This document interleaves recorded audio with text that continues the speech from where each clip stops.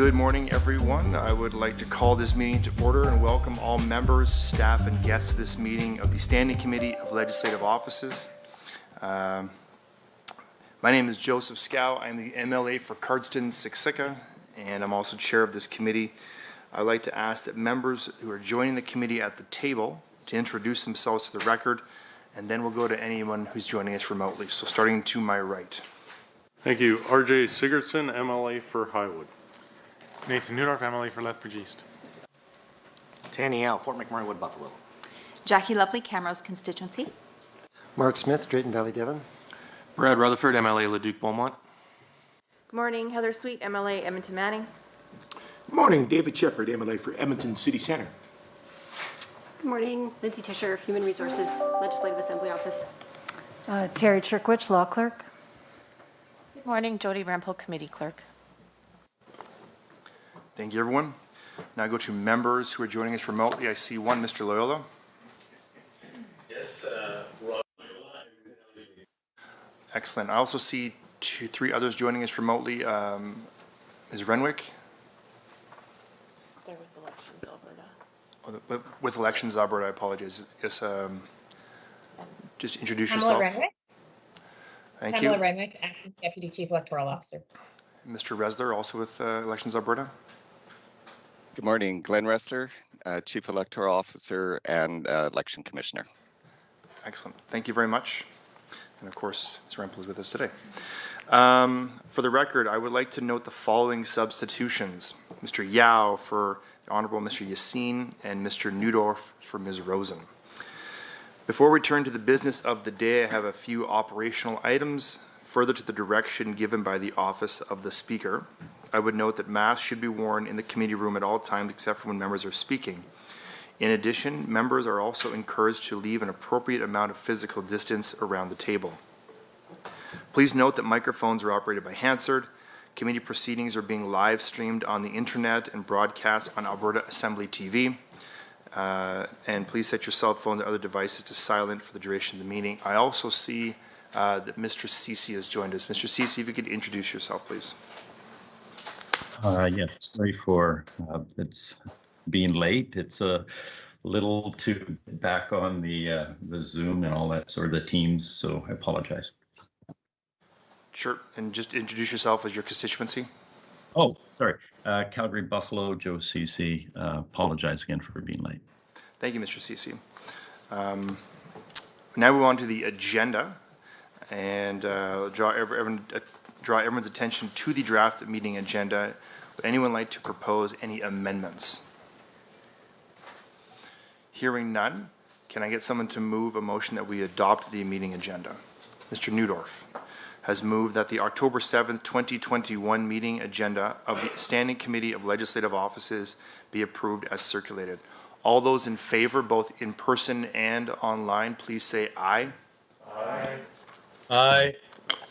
Any opposed, please say no.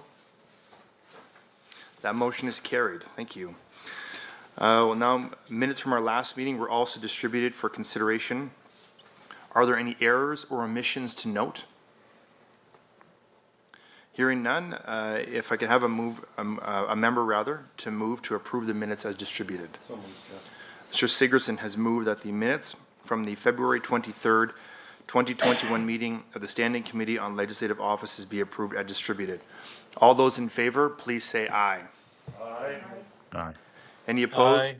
Oh, thank you. Any opposed, please say no. That motion is carried.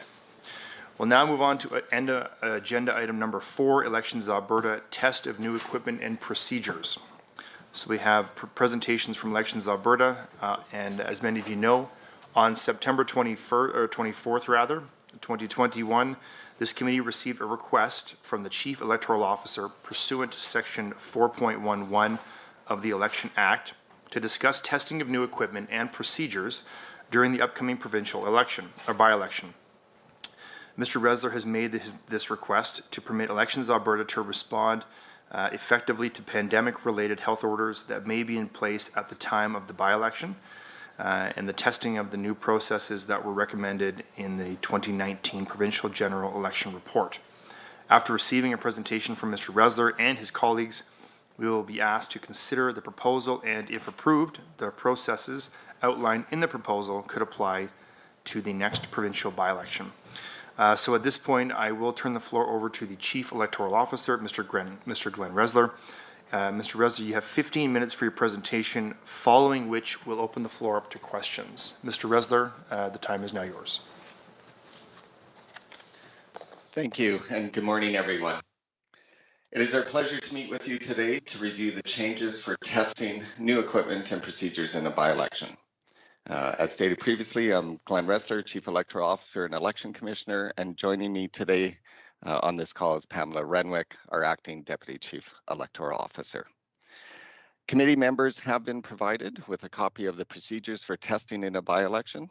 In compliance with Section 4.1 of the Election Act, if new equipment or procedures are introduced, approval of these processes by the Standing Committee is required. My office intends to use these procedures in the Fort McMurray-Lac La Biche by-election, which must be ordered by February 15th, 2022. Next slide, please.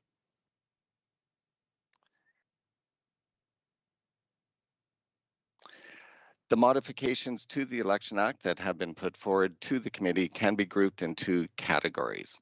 The first is procedures to allow my office to respond more effectively to any public health orders that may be in place at the time the by-election is called. This includes modifications to the special ballot and the mobile poll process. The second is to test new processes that my office recommended in the 2019 Provincial General Election Report. Testing these processes improve Elections Alberta's preparation should these amendments be introduced. This includes modifications to the staffing model used on Election Day, the process for candidates and parties to obtain information, and the process for scrutineer appointments. Next slide.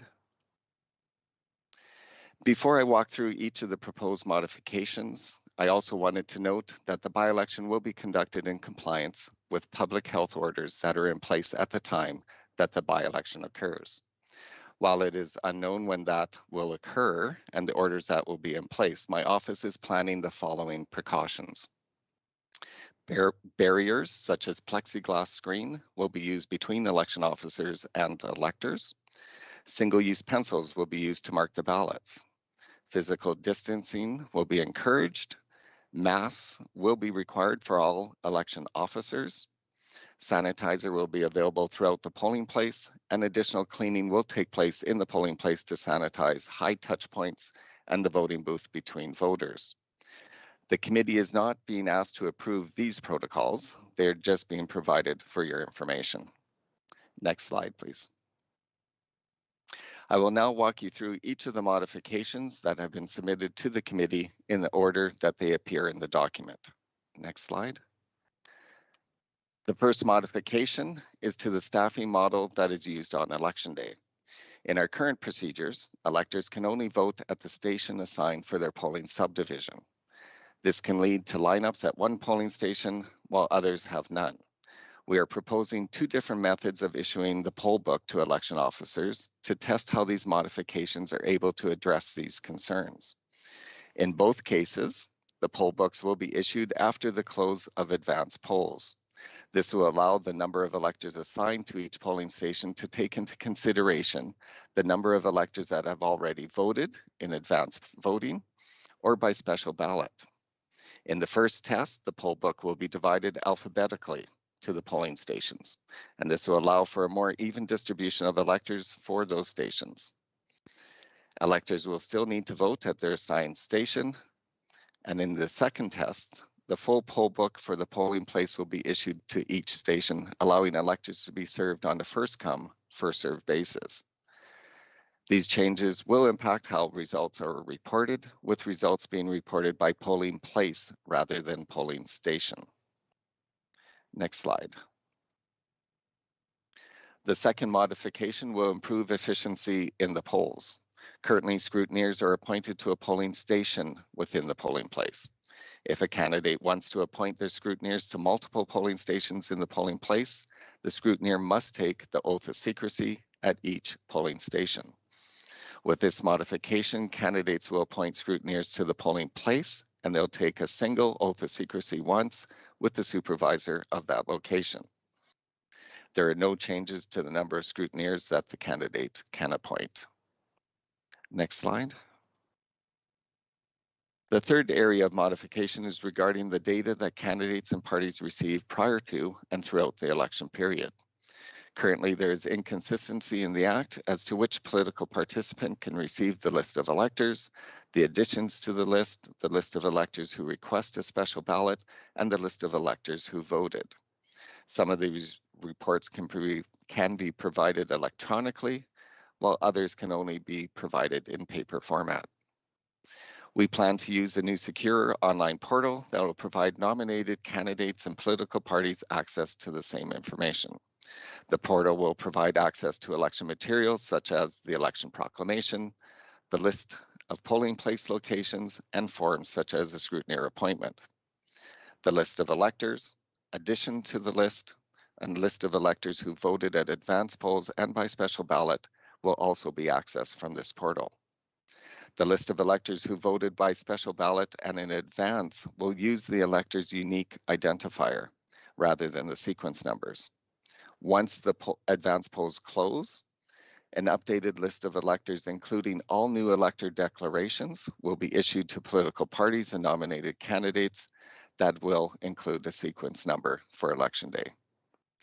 Since a paper poll book is used on Election Day, the list of electors who voted on Election Day will be only available on paper in the polling places, and will use the elector sequence number for cross-referencing to the list of electors. Next slide, please. The fourth area of modification is the official count.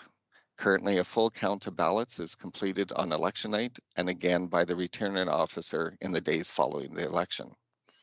In the proposed modification, the second full recount would only take place if the difference between the top two candidates is fewer than 100 votes.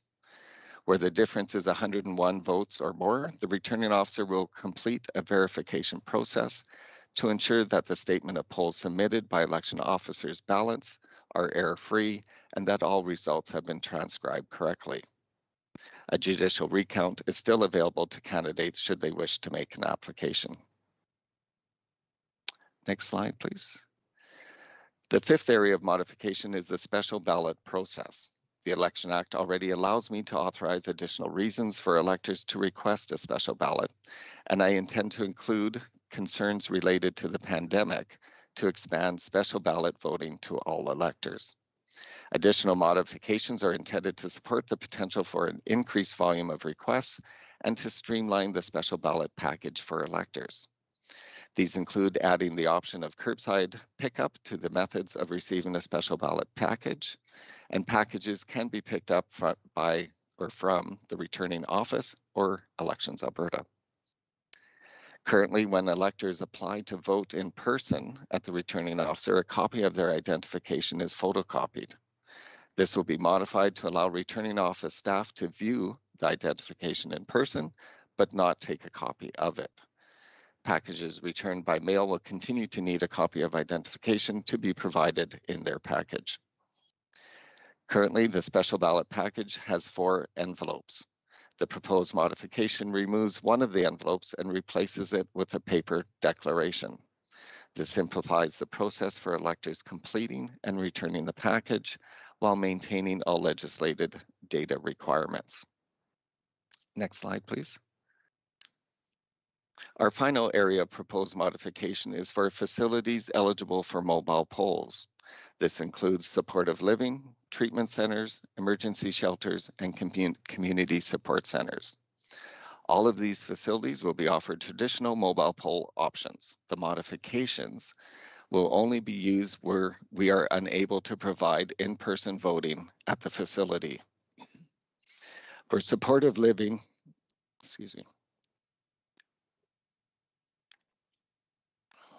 For supportive living and long-term care, facility operators will be able to submit a list of electors residing in the facility for special ballot packages. This will streamline the process for requesting and obtaining the special ballots for electors. Since residents of mobile poll facilities are deemed resident and do not need to show identification, this list will be considered a record of who is deemed resident at that facility. While a special ballot package normally uses a write-in ballot, the packages used in a mobile poll will use the ballot with the candidate names listed. For the other types of facilities eligible for a mobile poll, information will be provided on how to apply for a special ballot and designated a person to pick up and drop off the package. The special ballot declaration will be modified to allow an employee of the facility to confirm that the elector is receiving services and not eligible to vote at the mobile poll. This alternate process is required particularly in hospitals, as the facility would not have advance notice of who requires this voting option on election day. Next slide, please. The procedure documents that were provided to you outline these modifications in more detail.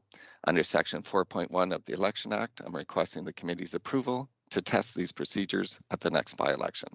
We'll now open the floor for questions. Thank you, Mr. Resler. We appreciate your presentation. We will now go on to questions. There is no finite timeline for questions. We do have a meeting, it's 4 hours in maximum length ahead of us. But if we go to the questions, but if we see questions begin to repeat themselves or not really germane to the topic, then we'll just move on. So I won't set a timer, but if you could keep our questions brief and to the point. So I did see Mr. Yao first, and then followed by Ms. Sweet. Thank you very much, Chair. I just would like, Mr. Resler, I'm just looking for some clarity. You mentioned that results will be reported by polling place. So it's a bit of a two-part question, I guess. Can you define polling place versus polling location?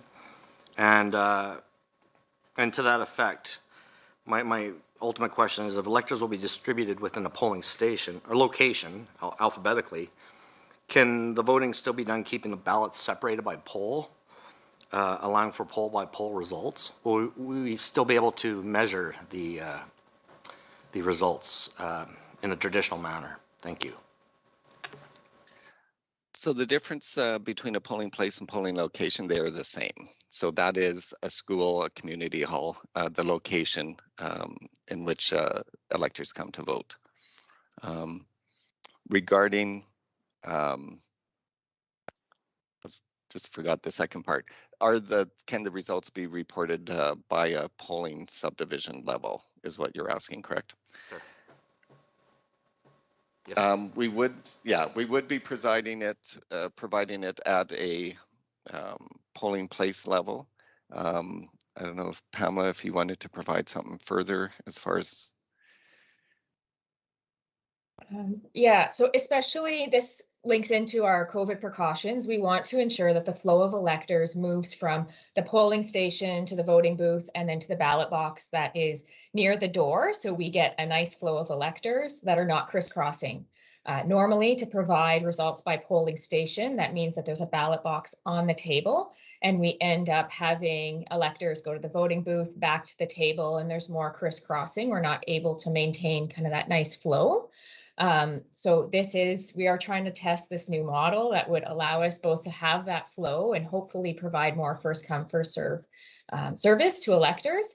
But it does require us to be able to report results at that polling place or polling location level because of how we've positioned the ballot box. Thank you. Now go to Ms. Sweet, followed by Ms. Lovely. Well, thank you, Mr. Chair. I just want to follow up actually on the honourable member's question. So to clarify then, we will have a polling location, but we'll not be able to determine the outcomes of the actual division. So if it was poll 72, we wouldn't know who voted in poll 72. We would just know that if there were 5 polling station or 5 polls within that one location, we just know that those 5 polls have now been voted in whatever alphabetical order. Is that correct? Correct. The 5 polling stations or polling subdivisions that reside at that school will have one set of results for that location. So it wouldn't be broken down into the 6 polling subdivisions. Okay, I guess just for a point of clarity then, if I could just follow up on one more, Mr. Chair, and then I'll maybe come back to this. My understanding is, and I appreciate COVID protocols, we've just gone through a federal election where actually the boxes were just, there was a box for every poll still. We're also going through a municipal election right now where obviously they're using automation, and so they're counting it through machines, which is a different mechanism. But I guess my question is this recommendation already came to the legislature 6 months ago, if not a year ago, when we were in the Democratic Accountability Committee. And so I guess my question is it about COVID, or is it about the fact that this is just a recommendation that the office would like us to adopt? It's a bit of both. It's part of the recommendations that we had initially. So that was a recommendation put forward in order to improve the processes as far as the voter experience by the electors who are coming in to vote. So we're looking at improving the efficiencies at the polls. So that's the primary reason. And the secondary one with the pandemic is to alleviate the flow and the cross pathways of electors. Okay, thank you very much. We'll now go to Ms. Lovely, followed by Mr. Ceci. Thank you, Mr. Chair, and thank you for the presentation, Mr. Reisler. Would you be able to outline the process a voter will experience when they enter a polling location through to when they cast their ballot under this proposed model? So a lot of it is quite similar to what you've seen before. They would enter the location, they would be greeted by the information officer and directed to the station in which they are to vote. When they arrive at their voting station, they'll be graded. There will still be 2 staff at the polling station in which to provide the voter experience as far as collecting information and provided a ballot. Once they receive the ballot, they'll go to the voting screen, mark their ballot using a single-use pencil, and when they exit, they will exit and drop off the ballot as they exit. And that's the complete process. Okay, thank you. A brief follow-up, Ms. Lovely? Okay. Mr. Ceci, then Mr. Neudorf.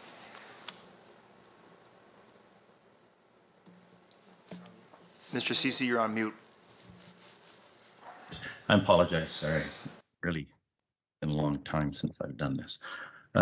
Just want to get back to Ms. Renwick and the crisscrossing, and I can appreciate in the time pandemic, we want to be as safe as possible.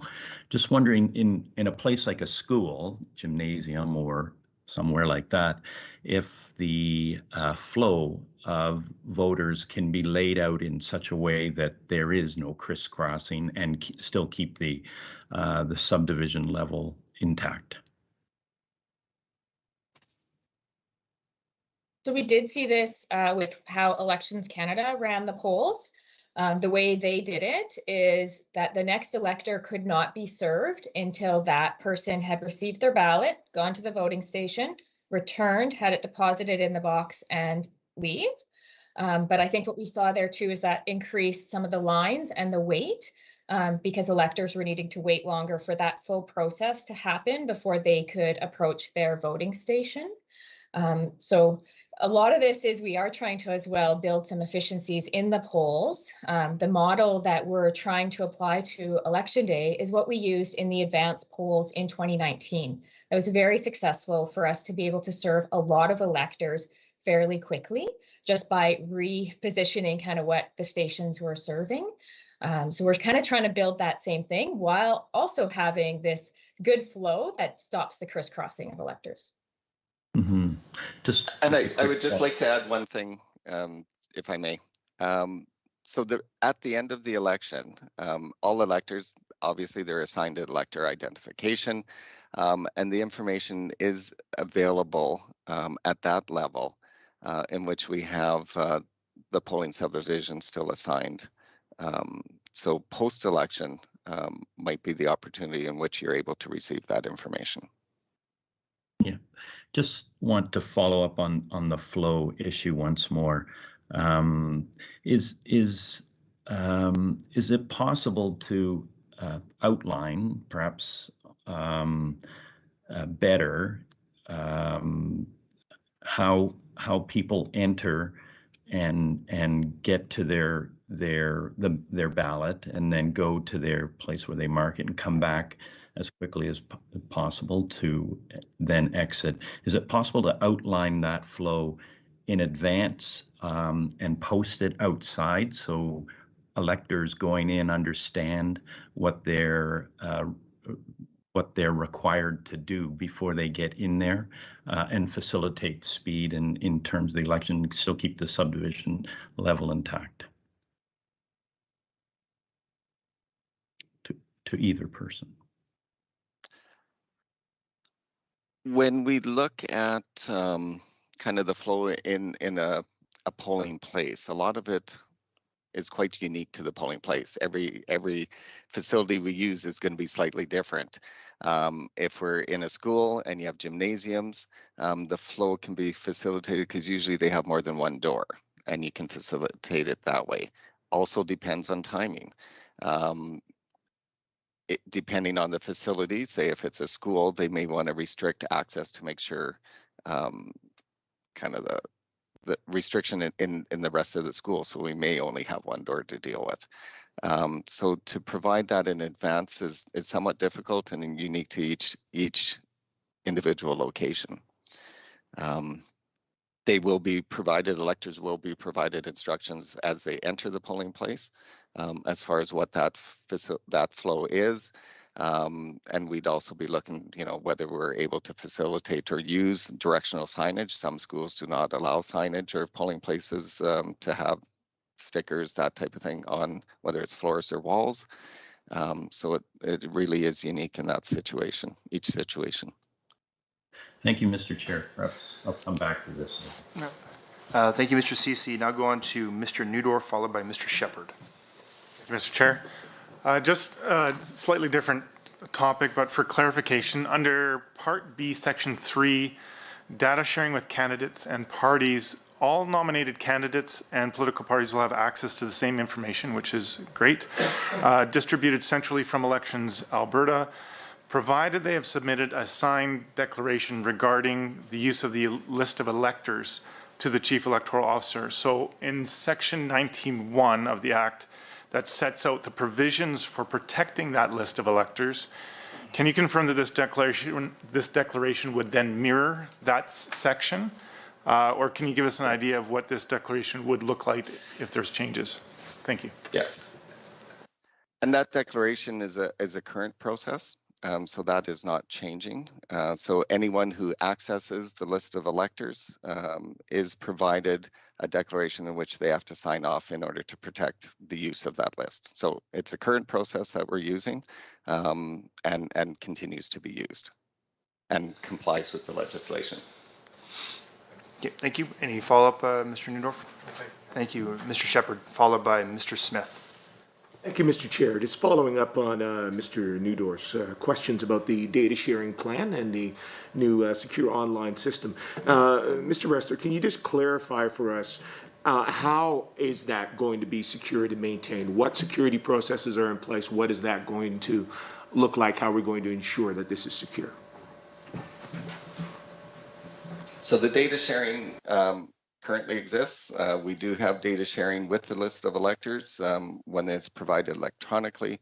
It's an FTP site in which it's posted and accessed.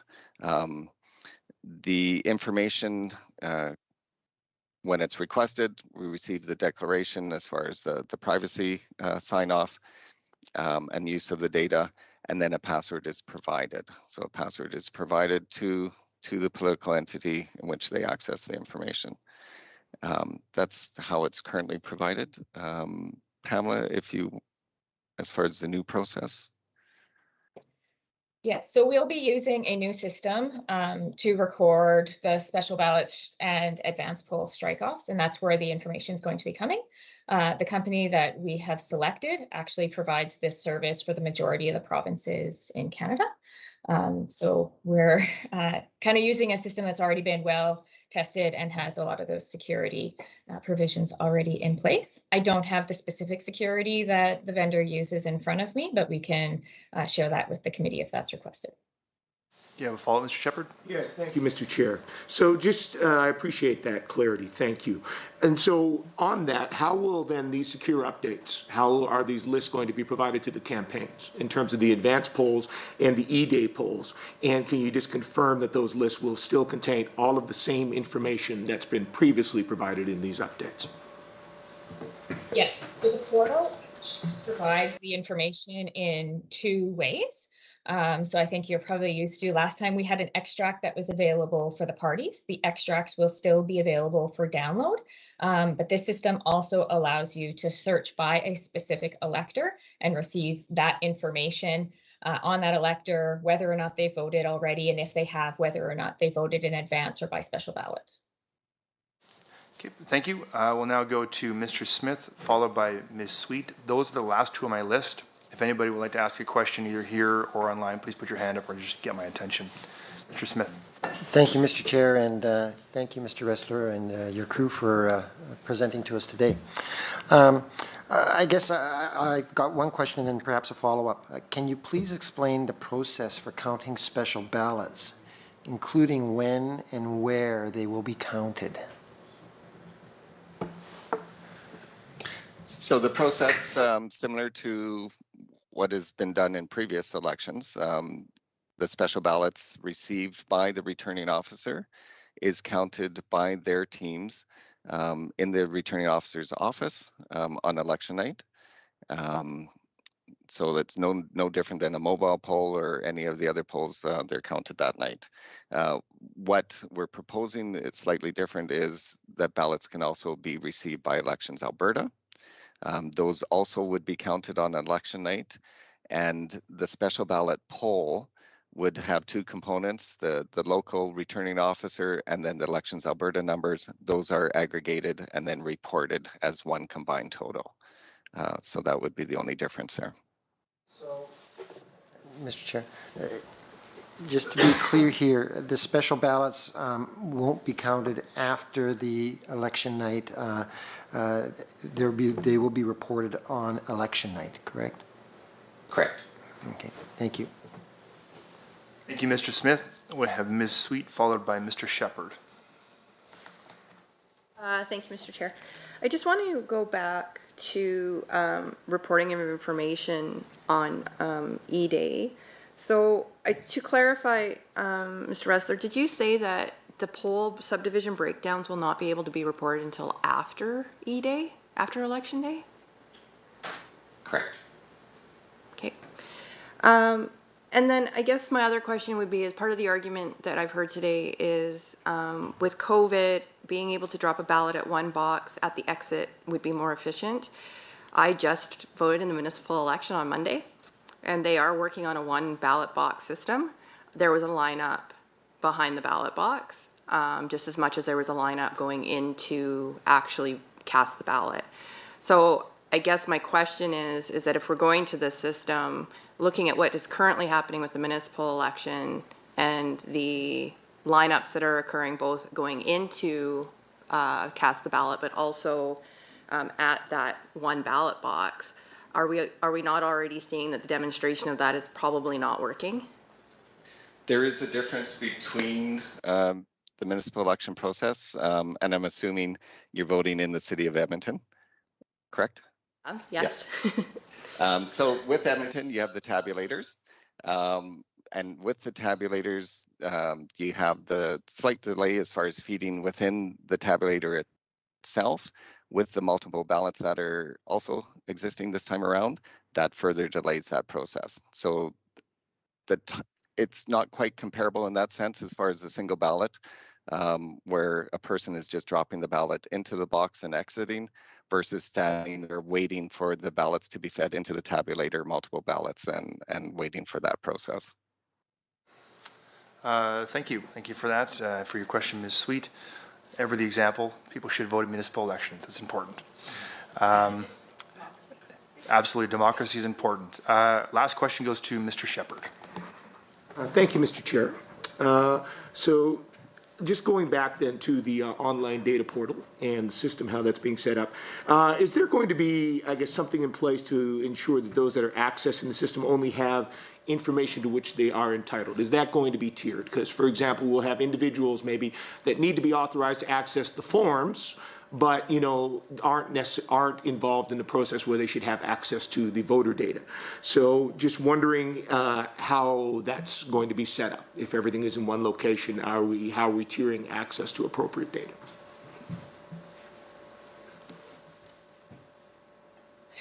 So in this case, because we want the political parties and the candidates to be able to access the same information that you're entitled to, those that have access to the portal would have access to the same information.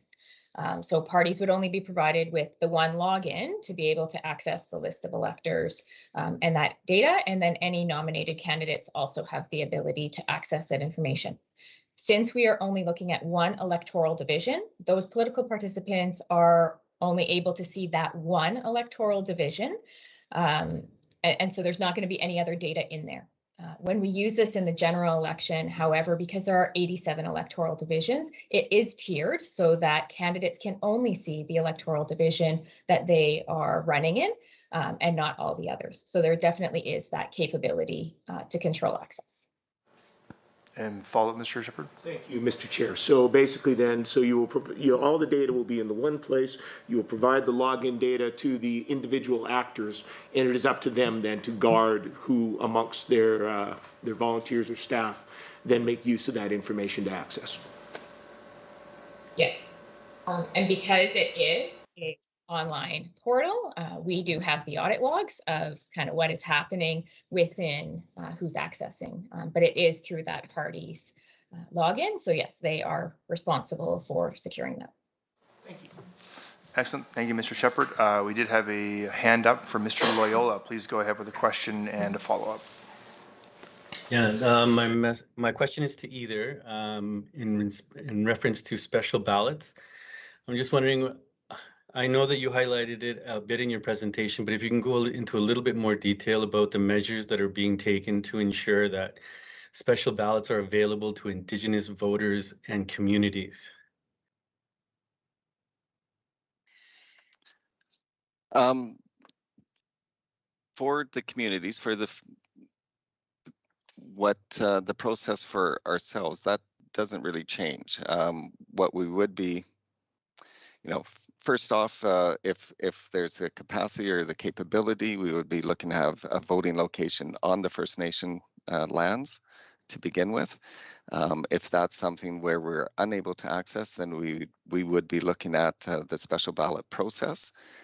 So we would be engaging with the administrator or the chief of the local First Nation in which we can facilitate the vote. So it would be a discussion with them and to see how best we can provide the voting process to them. But we would be providing, for instance, when we're looking at the municipal elections right now, providing the opportunity in which the ballot can be picked up and dropped off at the band office as a special ballot process in order to alleviate any of the delivery timelines and constraints. Okay. Thank you. Mr. Loyola, do you have a follow-up? Yes, indeed, I do. Just go ahead. Well, first of all, it's kind of like a two-part question, but I just wondered, was this done in consultation with the communities and trying to determine ways that that would facilitate voting for them? Or are you planning on doing that? And then would you consider adding an option for a band office to request bulk modified special ballots for residents and for these communities to be included in the proposed mobile poll modifications? And what do you mean by bulk modified special ballots? Well, I know that in certain communities, it has to do with the vouching, given that vouching became an issue. And so I'm just wondering how all that would work together.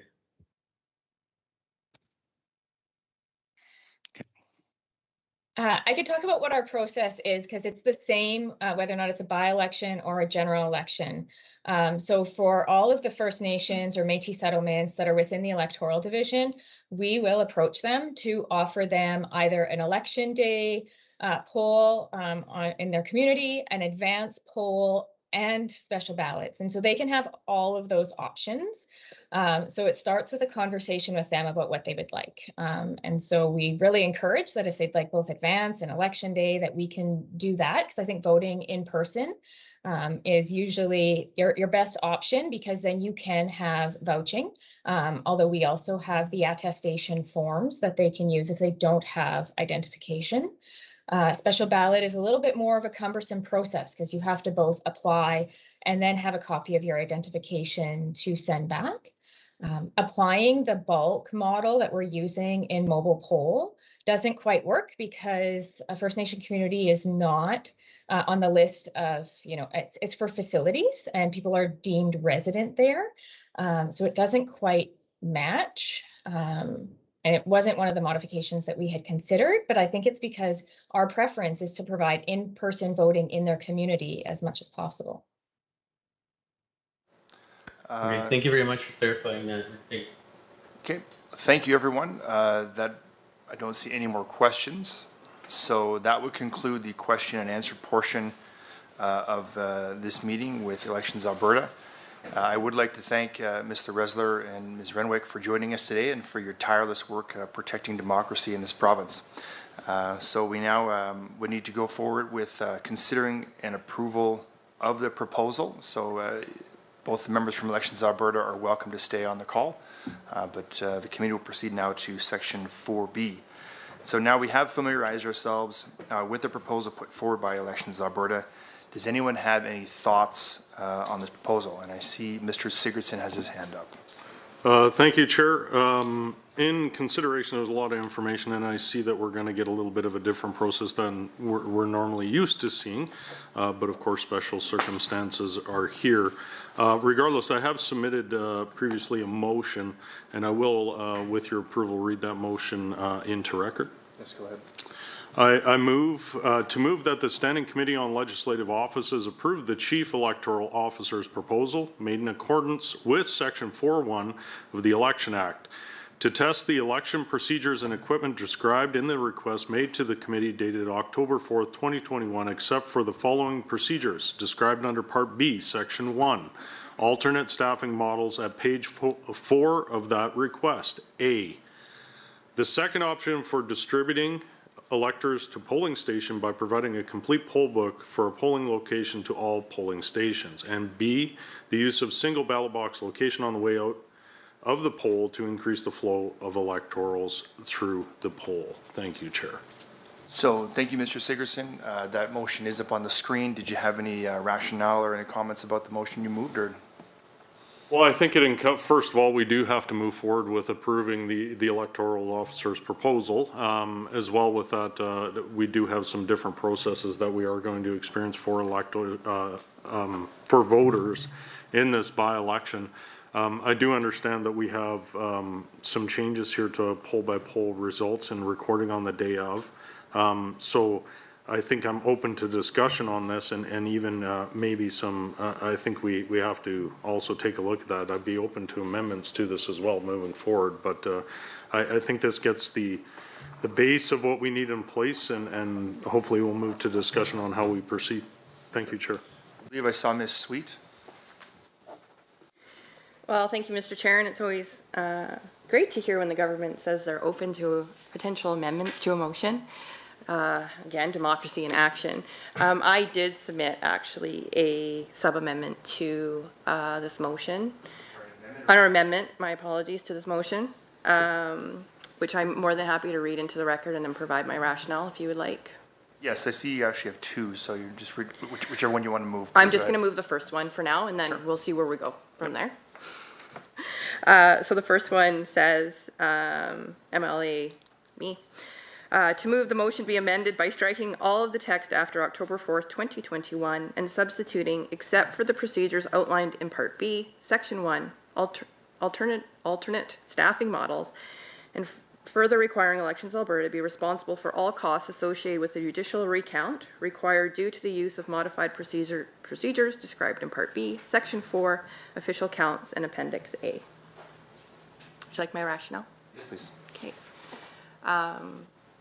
So I think I was pretty clear in my questions to the officers around why it would be that we would be moving towards this model when it comes to looking at subdivisions and changing to an alphabetical count at the end at the polling stations. I guess I'm a little bit concerned, and I'm going to be a little bit blunt about this, that this already came to the Democratic Accountability Committee as a recommendation, and at that committee it was clearly decided by all members of that committee on both sides of the House that this was not something that we were going to move forward on. So I'm a little, I guess, disappointed to see it now come back again at a different committee to see if maybe it can get across the line this time, when that recommendation was clearly put into a report and provided to the legislature on behalf of the elected officials that sat at that table. In saying that, the other recommendations that have been made, again, I think we can all agree that some of those changes are appropriate, and this amendment would only identify the one section where it comes to the distribution of polling information and the ballot box. The other piece of that as well is that we all know that judicial recounts are extremely expensive to occur, but it's also important to be part of the democratic process. Now, in saying that, to have that cost downloaded onto political parties, I think at a time where it is really the voters that deserve the right to know the answer, speaks to the fact that it needs to be something that is covered by Elections Alberta. Because it is part of the democratic process, it is part of the voter count, and is part of the service that is provided by Elections Alberta on behalf of Albertans. So I would also recommend that we ensure that Elections Alberta is responsible for the costs associated with any judicial counts. Thank you. Are there any further comments? We are now on the amendment moved by Ms. Sweet. I see Mr. Rutherford. Thank you, Chair, and thank you, MLA Sweet.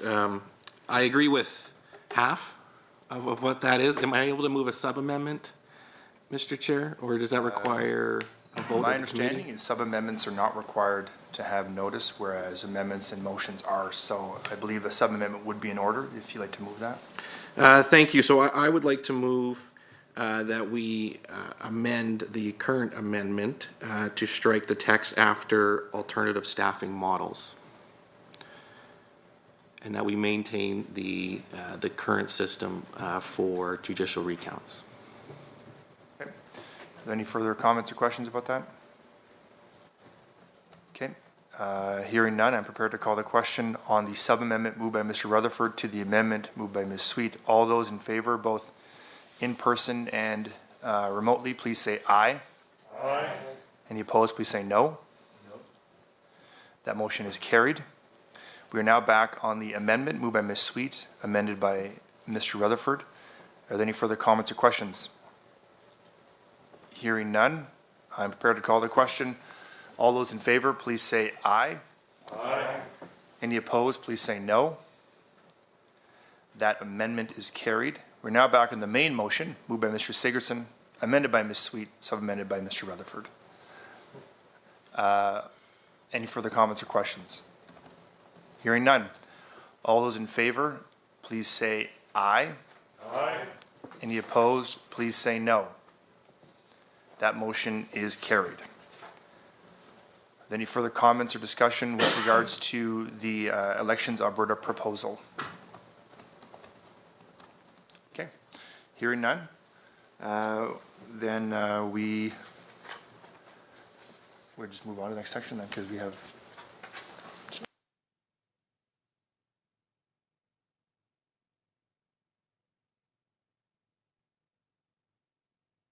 okay, we're now on agenda item number 5, which is officers of the legislature.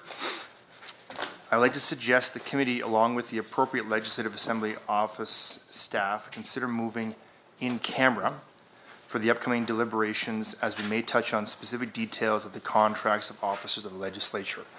Could I have someone make a motion to move in camera? I see Mr. Shepherd has moved that the Standing Committee on Legislative Offices, including Legislative Assembly office staff, move in camera. All those in favor, please say aye. Aye.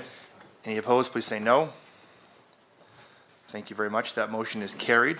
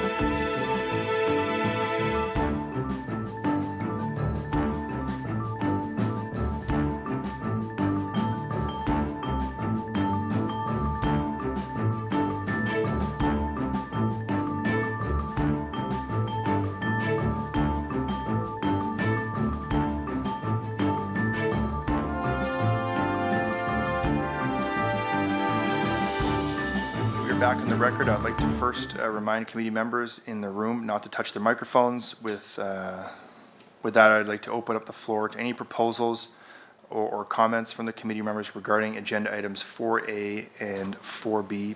Perhaps we should begin with officer contracts. Do I have any discussion, or maybe potentially, I have a potential motion here that we can move, and I'll read it into the record.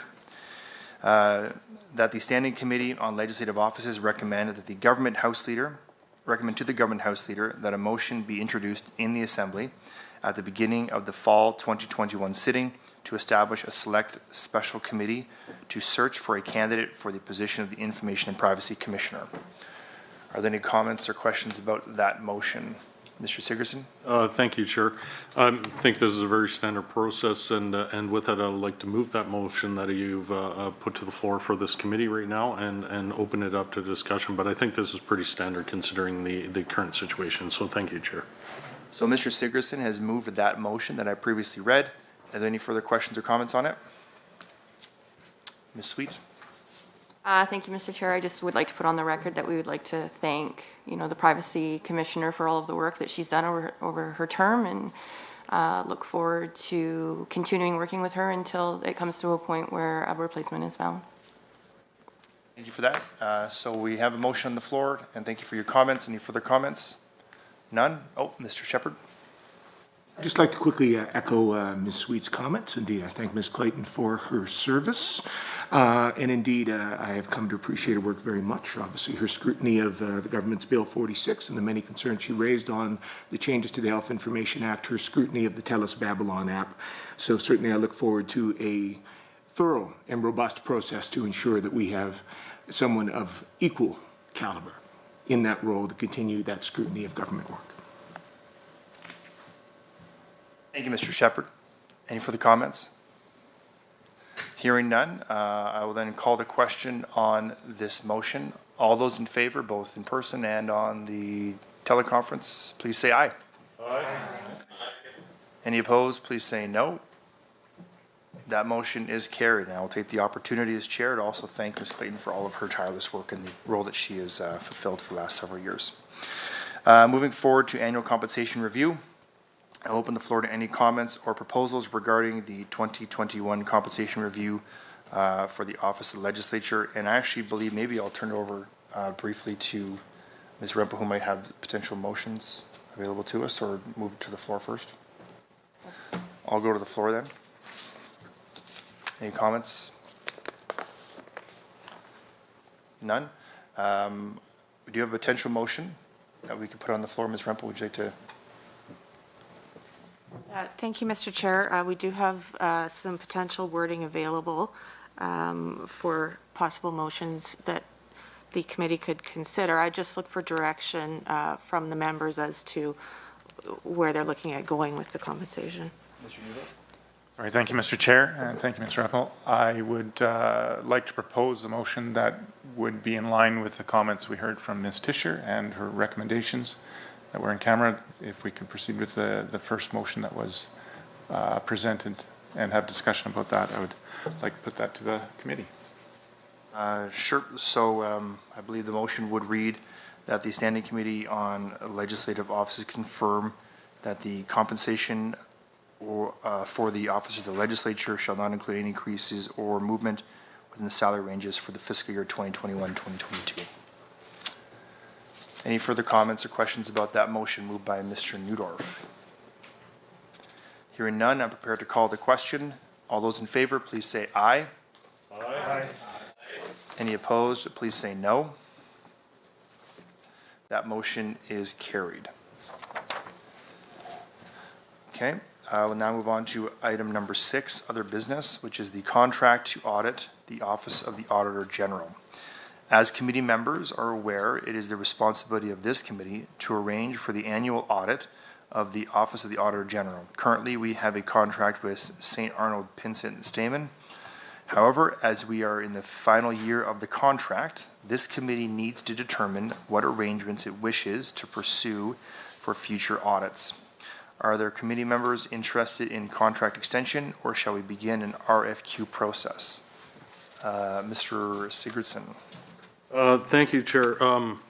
I think it's important that I kind of speak up to this because, of course, I get a chance to be able to be a part of the exit meeting that we have with them every year and just comment the excellent work that they do in auditing the Auditor General, which is always interesting. But I think when it comes down to it, this is a difficult position to fill, so I think I would propose a motion to just continue their contract and for a additional 5-year.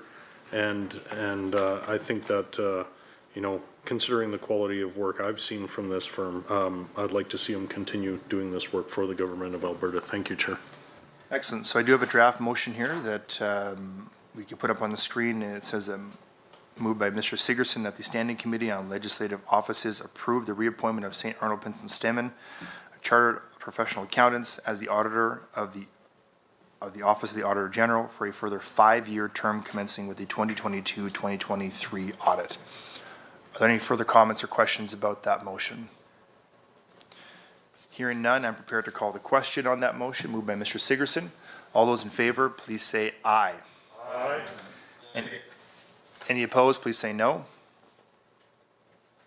That motion is carried. Finally is the report on the audit results for the Office of the Auditor General. Before we adjourn, I do have one brief information item to share with you. I am pleased to report that to the committee, that on June 28th, 2021, the Deputy Chair and I participated in a meeting with the Auditor General and senior staff from his office, as well as the team from St. Arnold Pinson Stemmen. I can advise that the 2020-2021 audit was completed without any issues identified. The Auditor General, like other legislative officers, includes a copy of the audit documents for his office in his annual report. Are there any items for discussion other than that in other business? Hearing none, now the next meeting date of this will be done at the call of the chair, likely in late November or early December, for the annual review of the budget estimates submitted by the legislative officers. We are now on to the adjournment portion of this meeting. Can I have someone move to adjourn this meeting? Ms. Lovely has moved that the October 4th, 2020, oh no, today is the 7th, October 7th, 2021 meeting of the Standing Committee on Legislative Offices be adjourned. All those in favor, please say aye. Aye. Any opposed, please say no. That motion is carried. Thank you, everyone, and travel safe to your own destinations.